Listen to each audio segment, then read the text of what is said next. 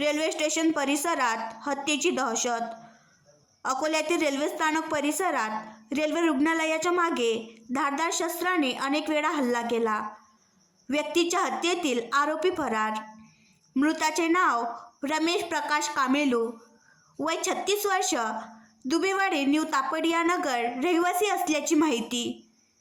SDPO Subhash Dudhgaonkar, Ramdas पेठचे SHO Manoj Bahure, जीआरपीचे SHO Archana Gadve, आरपीएफचे SHO Yunus Khan, LCB team, forensic विभागाचे पथक आणि सर्व अधिकारी घटनास्थळी पोहोचले.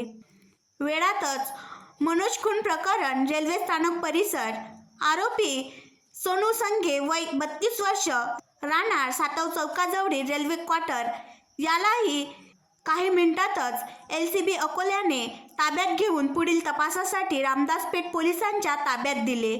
दारू पिऊन आरोपीने त्याच्यावर शिवीगाळ केल्याचे या हत्येमागील कारण होते. दोघेही गेल्या 10 वर्षांपासून मित्र होते.